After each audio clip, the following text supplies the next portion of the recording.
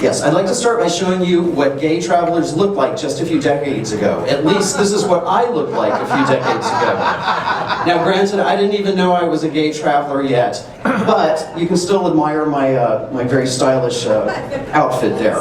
But the point is that, like me, gay travelers, LGBT travelers have evolved, and so has the way that we're marketing to them.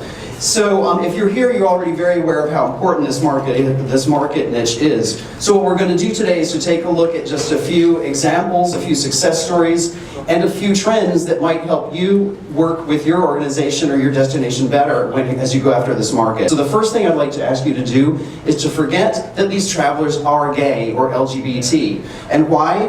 That's because we need to clear our minds so that we'll be more open to what this market is looking for and what the current trends are and how, in terms of how it can reach them. And that's because in a lot of ways the LGBT market is like any other market in terms of their diversity and their interests and what they look for when they travel. So how do you get to them? The first thing that you can do is to diversify. Of course, we know there is no one big homogeneous gay and lesbian LGBT market when it comes to travel, especially not anymore. So you need to think of a variety of niches and figure out which specific niches within the LGBT niche work best for you. So these are just a few: families with kids, multi-ethnic, international travelers, intergenerational travel. These are just a few, but there's a lot more. Step number 2 that you can do is to integrate. And we heard already quite a bit of great stuff along this line with Fort Lauderdale and with San Francisco about how they're integrating. Gay travelers and LGBT travelers feel more comfortable than ever with their straight counterparts and vice versa. So if you're a gay-specific business, you may already be expanding your strategy to include mainstream or heterosexual audiences. And if you're a so-called mainstream company or organization, you should start seriously thinking about including and integrating your LGBT content in with your regular mainstream content if you haven't already. Take a look at the Greater Fort Lauderdale Convention and Visitors Bureau. We just heard from them just a little while ago. Last year they integrated their LGBT marketing campaign into all of their content, as we know. And the Las Vegas Convention and Visitors Association has taken a rather creative approach at integrating its advertising with a new TV commercial that just launched this year, and it addresses several markets at once with a very unique Las Vegas style sense of humor. So let's see if I can get this up and running. Hi, we are checking in for the weekend.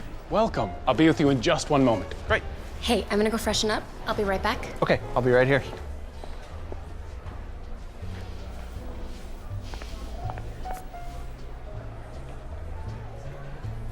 You gentlemen ready to check in?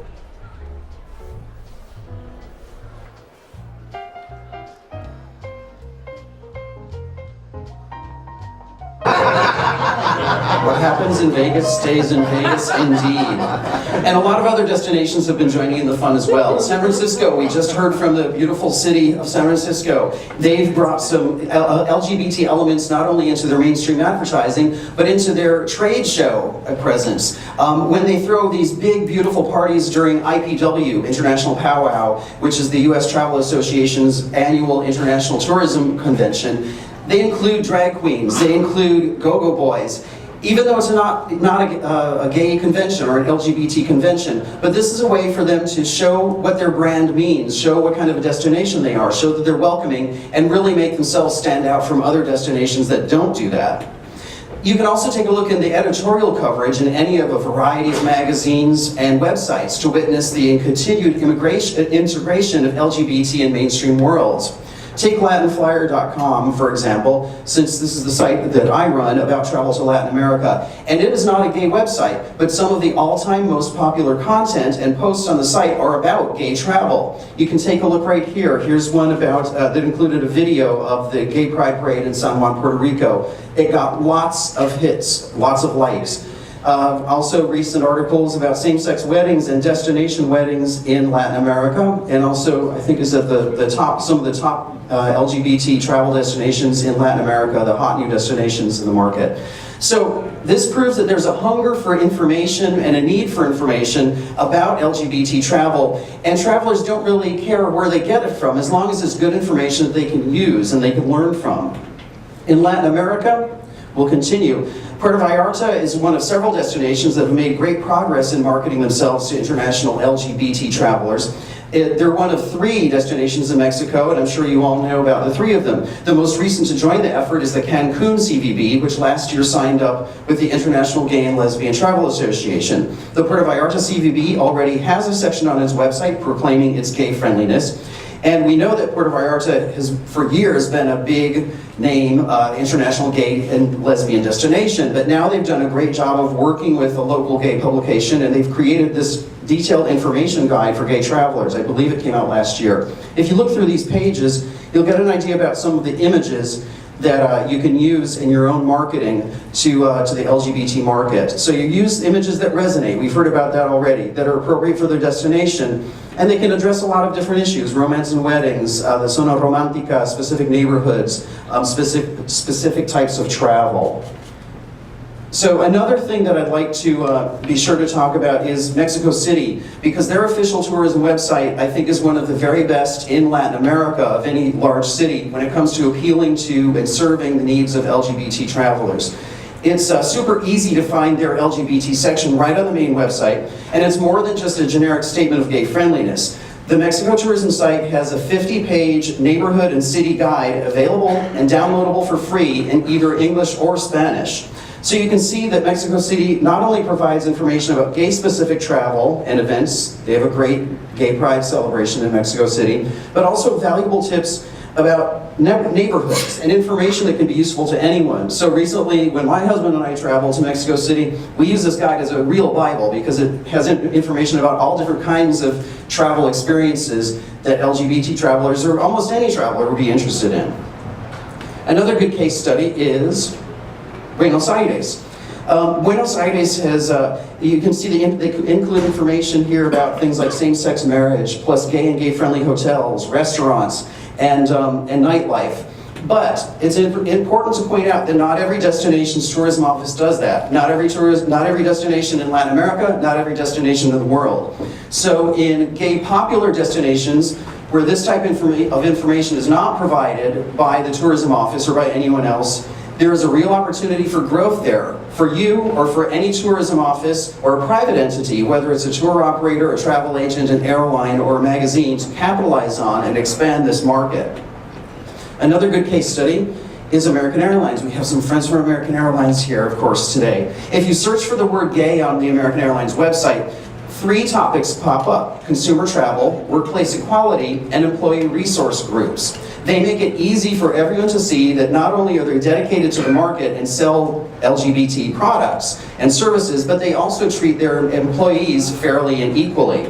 You can also like their Rainbow Team on Facebook and follow them on Twitter.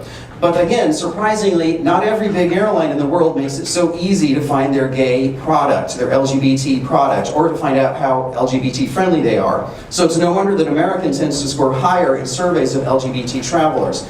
And again, that's another opportunity for other airlines to play catch up and to try to gain some more of that market share. On the accommodation front, we have Preferred Hotel Group, which represents more than 650 independent hotels around the world. They recently have integrated their Preferred Pride content onto its main website. And they also moved much of their LGBT advertising into mainstream media because they recognize that LGBT travelers are just as likely to read Travel and Leisure or Condé Nast Traveler or the New York Times as they are Out or The Advocate. Another step that you can take is to expand your products and campaigns. Marriott International is another major player that has broadened its LGBT marketing efforts with a microsite accessible in 5 languages. Hilton has a campaign called Stay Hilton and Go Out, and it's expanded that campaign to include more than 460 hotel properties since it first debuted back in 2012. Or take a look again at Fort Lauderdale. They were, as we know, they were one of the first US cities to launch a gay-specific marketing campaign back in 1995 with a tiny budget of just $35,000. And we heard about how quickly that has grown in the past years, in the past decade, and how profitable that has been for them, for the destination. So to keep that momentum going, Fort Lauderdale is diversifying its approach and finding new opportunities. We learned a little bit about that just earlier today too. They're focusing especially hard on building the gay meetings and sports events market, according to Richard Gray. This is what he told me about that. Correct me if I'm wrong, Richard, if you're out there. But he said, we feel confident that if we can get groups, we will also secure them as leisure travelers. So let's turn our attention to Latin America again, to highlight some of the destinations with the biggest potential for growth in international LGBT travel. Some of these destinations you'll see here have already established themselves or already have a rather high profile with international LGBT travelers, but others are just starting out. I've included some brief reasons why you might see growth in these markets, but these are definite opportunities for airlines. They're opportunities for hotels, for tour operators, tourism offices, and travel agents who are looking to grow their share of the LGBT market. It's important to pay attention to this because there's a lot of growth potential here. Step 4, yes, is to know your media. You should be aware of how people are getting information about your business, and that can influence both how you advertise and how you stay on top of what your customers are saying about you. San Francisco Travel is another organization that we heard from just a little bit ago, and they've moved away from some print vehicles, according to Lynn Bruni. She, again, could not be here today, but she's the organization's Vice President of Marketing Communications. And at the same time, she told me that they've also moved away from strictly vertical media buys, and that means that they no longer target gay travelers solely through LGBT media outlets, although they have partnered with gaycities.com, as well as other California cities like Palm Springs and West Hollywood, to create joint promotions, which we heard about earlier as well. American Airlines also, of course, relies more than ever on electronic and social media. Their microsite is now available in Spanish and Portuguese as well as English, which reflects that company's international expansion of its LGBT marketing efforts, because at first they focused solely on the US market a few years back. So you definitely need to stay on top of social media. You need to stay on top of which languages you need to be addressing and using. And you need to think about what attracts attention on social media. If you're using Instagram, what do people like most? Among the possibilities, people like things that are sexy, of course. They like things that are beautiful. It could be a setting, it could be a person. They like things that are funny. They like aspirational luxury and style. If you can capture some of these using channels like Instagram or Facebook, you'll be likely to gain more followers, fans, and customers. You can also use social media to showcase your organization's support of the LGBT community and make news for yourself, even if you're not directly related to the issue at hand. JetBlue in the United States, for example, jumped into the conversation last year when the professional basketball player Jason Collins came out of the closet. They've made a series of supportive posts on Twitter, and they also feature gay-related posts sometimes on their mainstream blog. Another thing that you can do is to create shareable moments and excitement. When it comes down to it, we all want a lot of the same basic things when we travel. So you need to appeal to some pretty basic emotions if you're going to convince people to spend their time and money with you. You need to communicate the value of the experiences and make it easy for people to share their excitement through social media, even if they haven't taken the trip yet. So you keep the conversation going. Among the more memorable examples that I've seen recently, Air New Zealand gained not only social media shares, but lots of press coverage with its gay-friendly activities. Back in 2008, they staged a special pink flight and flew passengers from San Francisco to the gay and lesbian Mardi Gras in Sydney, Australia. More recently, just last year, on the same day that New Zealand's same-sex marriage law went into effect, the airline hosted a same-sex wedding in flight. This is a shot outside the plane. And Jesse Tyler Ferguson, who's the actor, one of the stars of the TV sitcom Modern Family, was present for their ceremony. The folks who run Marriott Residence Inns reported success with their own publicity tactics recently. Last year, they named lesbian chef and television personality Kat Cora as the chain's Residence Mom of the Year to help connect with parents and families, including same-sex couples. And to drive home their point, last November, the hotel chain hosted its first ever Twitter party for LGBT parents traveling with kids. And according to the company, the hashtag for that Twitter event was one of the most popular that evening. The Organization for Montreal, Tourism Montreal, has staged some quirky and memorable LGBT tourism campaigns like its Queer of the Year contest, and more recently they've created their own web series called, a 6-part series. It's called Montreal Boy, Some Strings Attached, and it debuted in April on logotv.com in collaboration with Air Canada. You can also include your LGBT marketing efforts within other niches. For example, again, Tourism Montreal is promoting LGBT programming elements in Blue Metropolis, which is its mainstream annual literary festival. Another thing that you need to do, provide valuable resources. I've been writing and managing custom content for years for various travel industry clients, including the Mexico Tourism Board, other tourism boards, large hotel chains, individual hotels as well.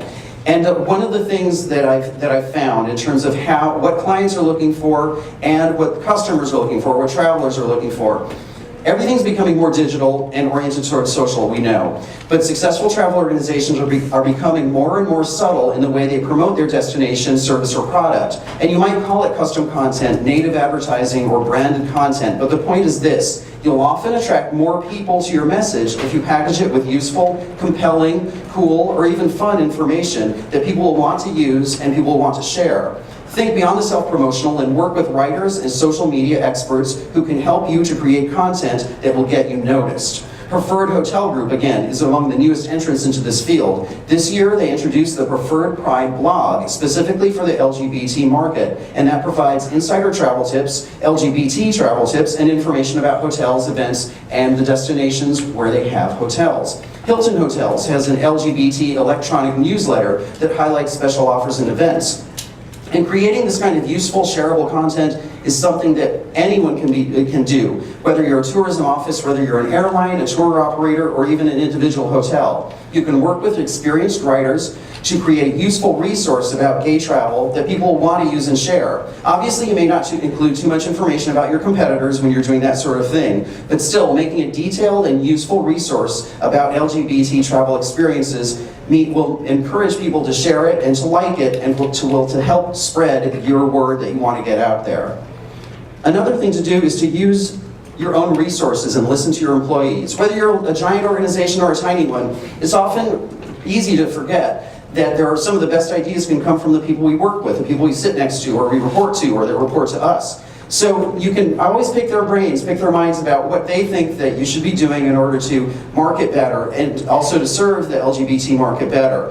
Marriott International, for example, we heard from them yesterday, and they have a very large LGBT employee group called One that is a great resource for them, not only to support the employees' rights and benefits, but also to get an idea from them about what's on their minds and how the organization can work better to serve the market.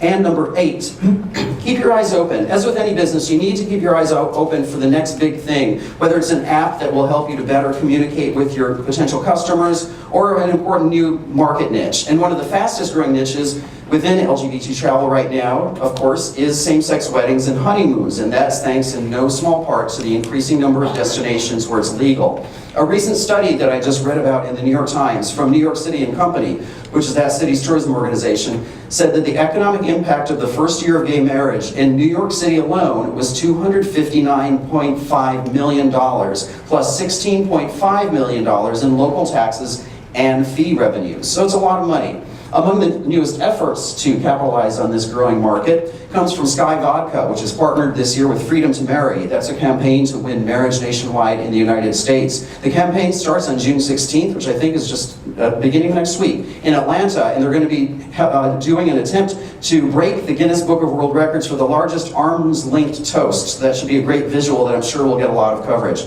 And events will also take place in 11 cities around the United States.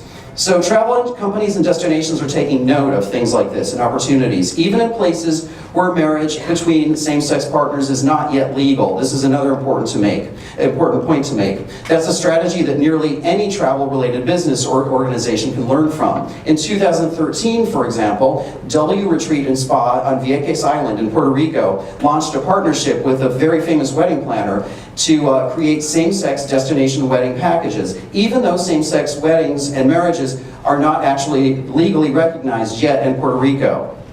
This means that there are still a lot of great opportunities to grow the same-sex wedding and honeymoon market and even more destinations in Latin America. These are just a few right here. The bluer they are, the better they are for the market. So whether you're selling travel to Mexico or to Argentina or to Brazil or Uruguay, this is a niche that you definitely need to consider. And Colombia, Ecuador, and Peru have made great advances in terms of how they recognize same-sex partners and unions as well. So you should definitely keep your eyes open for growth in these market segments. On a global front, Marriott International has a gay weddings and events section on its gay microsite, and Preferred Hotel Group is in the process of integrating its same-sex wedding and honeymoon offerings into its other similar packages. So as the world integrates further and social media continues to expand, the opportunities and challenges are sure to keep things exciting. So this is just a brief overview. I hope I didn't speak too quickly. If you want to receive a link to the full report, to my full presentation, feel free to give me your business card or else contact me using the contact information here. Please also visit my blog, latinflyer.com, and thanks so much for your time.